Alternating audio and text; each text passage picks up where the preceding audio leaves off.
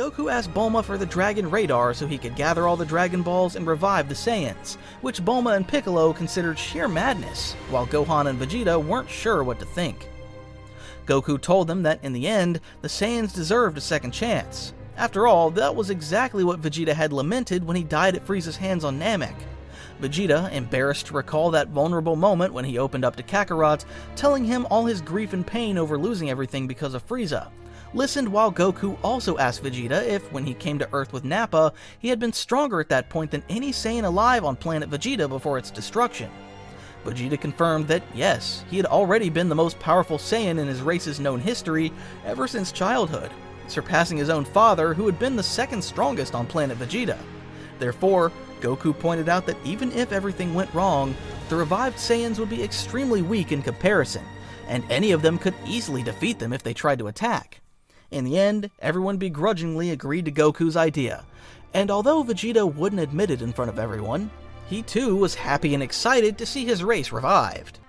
The process, however, wasn't instantaneous, because at that point, Shenron could only grant one wish per summoning, and then they had to wait a year to make another wish.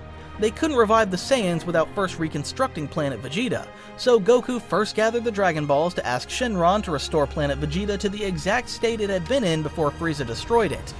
Afterward, he went to see Kami to ask if it was possible to remove the limitation so people who had died more than a year ago could still be revived. Kami affirmed that it was possible, though he was entirely against the idea of reviving the Saiyans. But at the same time, he said it would be hypocritical of him to pretend he didn't understand Goku. After all, he himself would have given anything centuries ago to know who he was and where he came from. If he and Piccolo had been able to rediscover their origins and have living Namekians to visit and learn from whenever they wanted, then Goku deserved the same with his race. Finally, Kami removed the limitation that allowed only those who had died within the last year to be revived. Thus, after another year of waiting, they gathered all the Dragon Balls again to finally revive the Saiyans. Obviously, in that span of time, everyone had already begun training for the android threat, and during that period, Goku told all his friends about his plan to revive his race. Naturally, it was very poorly received by everyone at first, though they eventually relented even if they didn't like the idea. Overall, at that point, the only ones who were excited about it were Goku, Vegeta, and Gohan. Goku and Vegeta each had their own reasons for feeling excited, while Gohan was simply thrilled at the prospect of meeting his grandparents, especially since his father assured him they weren't as bad as everyone might have imagined, based on the memories he recovered from before he arrived on Earth. Thus, with everyone gathered at Capsule Corporation, where they also learned of Bulma's pregnancy by Vegeta, they summoned Shenron. And so, Goku asked Shenron to revive all the Saiyans who died the day Frieza destroyed Planet Vegeta. Even the dragon, who was usually indifferent to the wishes people made, asked Goku nervously if he was sure he didn't want something else. But after a bit of insistence, the worried dragon finally agreed to grant the wish, then left nervously, thinking about how terrible it was to bring back warriors as bloodthirsty as the Saiyans once were. Everyone was confused, as they'd never seen Shenron so anxious. At last, Goku could sense the Saiyan's ki on Planet Vegeta, and he could teleport there with whoever wanted to accompany him. However, with the gravity 10 times that of Earth, it wasn't something most of the group were used to, so only the strongest could go on this first trip: Goku, Vegeta, Gohan, and Piccolo. The four of them clung to Goku so he could use instant transmission to travel to Planet Vegeta along with all the Saiyans. In just an instant, they found themselves in the middle of a village on Planet Vegeta, surrounded by Saiyans in a panic, not understanding what was happening to them. Many had gone completely insane during their time in Hell, unable to grasp how they were alive again. Gohan had a hard time standing upright due to the intense gravity, having never trained under increased gravity before. But thanks to his massive power, far above any Saiyan on Planet Vegeta, he quickly adapted and endured that gravity, though he was better off not trying to fight or move too much under those conditions until he could train for it. Vegeta took on the role of tour guide, giving them more context about Saiyan society, where they were, and how villages on the planet were distributed according to class. The place they had arrived in was a village for low-class Saiyans, while off in the distance they could see King Vegeta's castle. The fortress and its surroundings were where the high-class and elite Saiyans lived. Eventually, Vegeta left Goku and the others behind, heading off on his own to the castle of his father. Meanwhile, little by little, those Saiyans who regained their wits and began to process being alive again realized the strange people who had appeared in the middle of the village, especially obvious because among the man and the boy was a Namekian, which really caught everyone's attention. Suddenly, as Goku, Gohan, and Piccolo were about to leave, feeling uncomfortable with so many eyes on them, a woman off in the distance shouted the name Kakarot upon seeing them, and she leapt onto Gohan to grab him and hug him. It had only been a year since they started training, so Gohan's short hair, which had grown somewhat in that time, still wasn't as long as it would be at the end of those 3 years before the androids arrived. A sort of intermediate length, giving Gohan a hairstyle closer to his father's natural look. Gohan blushed and felt confused because this woman was hugging him so tightly and affectionately. Bardock quickly caught up to Gine, telling her to let go of the boy. Clearly this wasn't Kakarot. It was true he resembled him, and the adult looked even more similar, but that wasn't all that strange among low-class Saiyans to look alike. Besides, Kakarot was just a small baby, Bardock thought, though he wondered how his son was doing now that, for whatever reason, Frieza had vanished and the planet and their entire race had been brought back to life. Thanks to his memories, Goku immediately recognized who these people were. For the first time in ages, perhaps since Goku last saw his grandpa Gohan, he found himself at a loss for words, finding it difficult to speak and feeling emotional at seeing his parents again. But he steeled himself and explained everything. Goku stopped the Saiyan couple as they were about to walk away, telling them he knew that they had 2 sons and that the younger son had been sent to Earth to survive Planet Vegeta's destruction at Frieza's hands. Bardock and Gine were shocked to hear that, not knowing how any other Saiyan could know about it when they hadn't told a soul.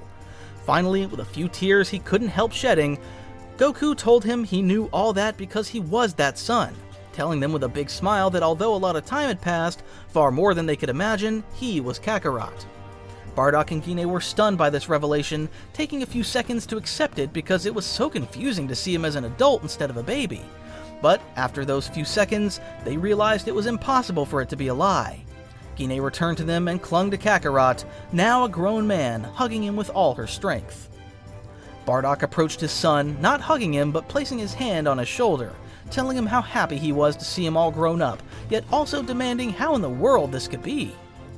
That was how Goku began summarizing his entire life on Earth and everything that happened up to Frieza's defeat and that of his father, as well as the Dragon Balls, which could grant any wish.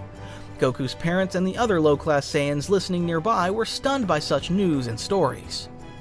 Meanwhile, Vegeta had entered the Royal Saiyan Castle, completely ignored as just another elite guard no one recognized, while the rest of the high-class warriors listened to a very agitated King Vegeta give his next orders. He couldn't understand how on earth they had all returned to life, but if that was the case, they had to seize this second chance. Maybe Frieza and King Cold were dead, and so they could claim the place of those two and rule the universe as the proud Saiyans always should have. It was then that Vegeta interrupted his father arrogantly, telling him that while it was true Frieza and King Cold were dead, they had no interest in ruling the dying empire of those two, and there were more important things to handle than dominating other worlds. King Vegeta immediately strode up in front of this person who resembled him so much yet was shorter, questioning how he dared defy the king's orders. The king told his royal guards to imprison Vegeta, but Vegeta told him not to bother, that none of them could do anything to him at this point, because he was their son, Vegeta the Fourth. That declaration of identity stunned and confused everyone in the room as they couldn't comprehend how this grown man could be Vegeta the Fourth. King Vegeta roared angrily at him, calling it a blatant lie, since his son was only a child at the moment. Vegeta cut off his father, stating exactly what the king was about to say, that yes, his son was currently 8 years old and away on a conquest mission on another planet with Nappa and Raditz. The king was shocked that this stranger knew all that, as Vegeta again asserted that he truly was his son and that yes, he had a lot to explain, but the king had better be prepared because it was a great deal to process. Despite everything, King Vegeta, arrogant and condescending toward this supposed older son, still refused to believe it, assuming it had to be some trick or form of magic. Vegeta finally lost his patience with his father's idiocy. Vegeta exploded with rage and frustration, shouting that he had lost everything: his throne, his position, his future, his race, his planet, his father.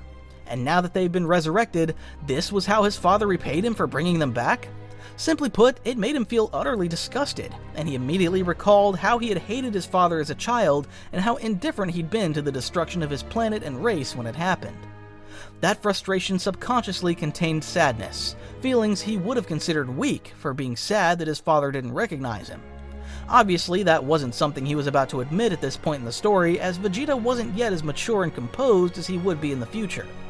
Because of all that anger, he finally transformed into a Super Saiyan right there in the middle of the castle hall, terrifying all the Saiyans present, including the king himself.